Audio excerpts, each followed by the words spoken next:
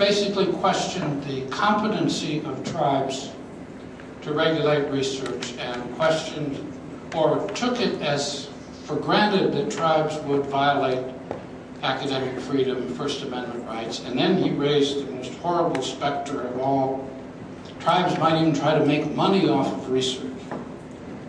And that would certainly pollute a fine philanthropic enterprise, because we all know that universities and researchers all work for nothing, right? Everything else they do is focused so they can free up time to do research on their own dime. And so anybody making money off of research is repugnant to me as it is to my colleague. I assured him we wouldn't try to make money off of research. I'm not under oath. I didn't sign nothing.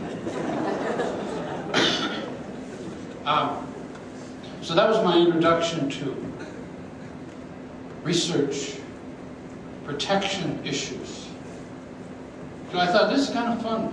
Besides, they let me speak. And there's a gene in the Deloria family that says that you have to be a keynote speaker to go to a conference.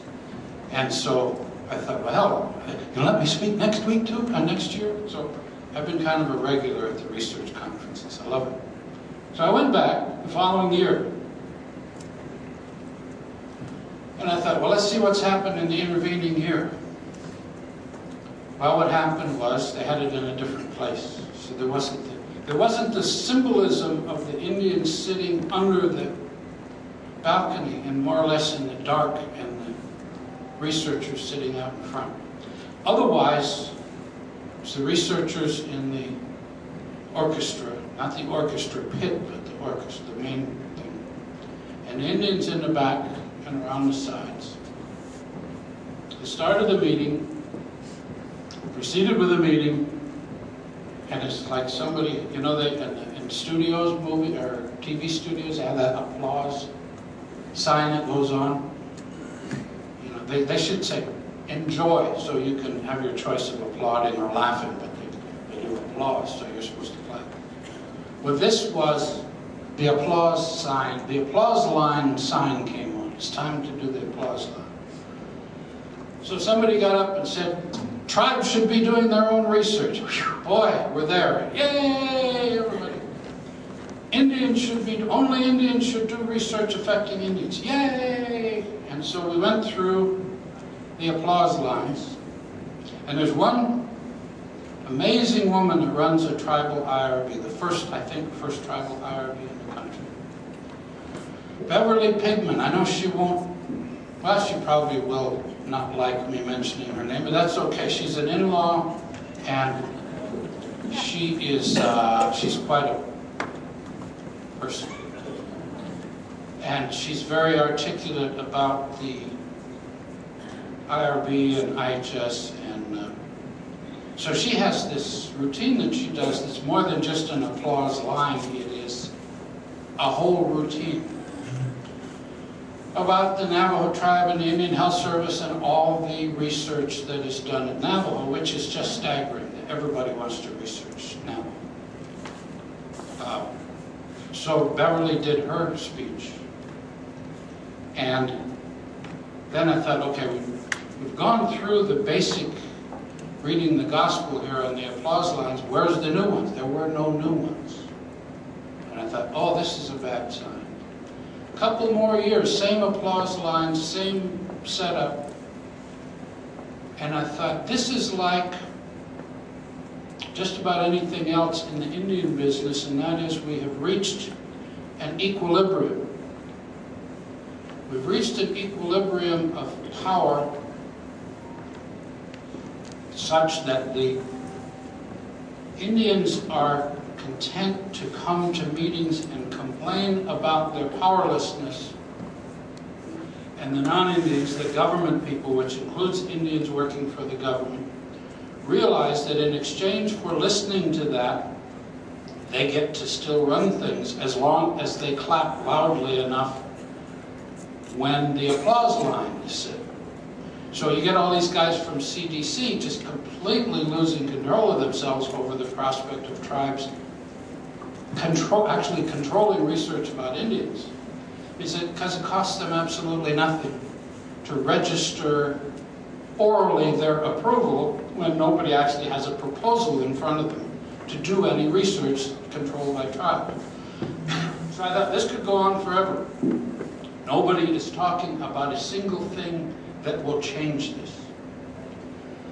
What was changing was the rhetoric, the language that was being used to describe the relationship between researchers and the communities. And that was getting more and more sophisticated, which meant that the things that you say at meetings were changing, but nothing else was changing. I went to a meeting at the University of New Mexico Medical School. They were preparing a proposal for, what do they call it? It was a CDC thing, health, HDPD or something, health prevention, no, not health prevention, they're not supposed to prevent it. Disease prevention, health promotion or something. HP, hippy dippy, something like that. And they had a big meeting with just chock full of medical school professors and people who worked on contract with Indian projects. And there's a little center there at the medical school for Indian something or other. And it's run by a lady who's a real throwback to the 50s and the most maternalist person you'll ever meet. The kind of person who, when they're having a reception, all of her Indian employees are supposed to get in their Indian suits and go around like colonial servants in Africa, giving canapes to the guests. And it's unbelievable. She was there, her projects had been kicked out of 3 or 4 Indian communities in the previous couple of years, and she was the one doing this proposal. And all of these people were giving her advice how to write the proposal. And the subject came up. Honestly, I don't think I'm the one that brought it up. I would have, but somebody else did first. Subject came up that they had been kicked out of 3 Indian communities in the previous couple of years. Should that be taken into account in this proposal? Oh, absolutely. And one of the med school professors said, clearly we need to write in a component on capacity building in this proposal. What? Say what? That's Bill Cosby. Say what? Capacity building. What capacity? We got to build health leadership in the community as part of this project.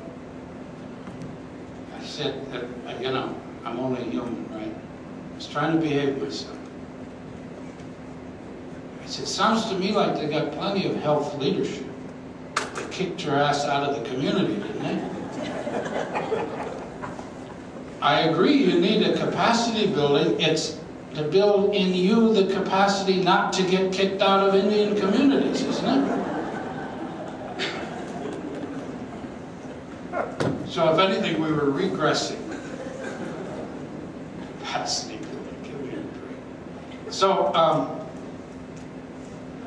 I saw signs of, I'm going to get to my speech. This is intro. I told you that when you give me the 10 minutes, I got to get to the speech. Look, I got like 4 pages of speech here. I haven't got past the IHS research company. Over the years, red faces were supposed to be red, right? It's Mexicans that are brown. Red faces would appear. See, we're colonialized. We even go by their color scheme. Did you ever see an Indian that was red? Other than you guys when you come to New Mexico in April for the federal bar? Stand outside. What is that? Indian faces started appearing in the main body. Uh-oh, there goes the neighborhood. As researchers.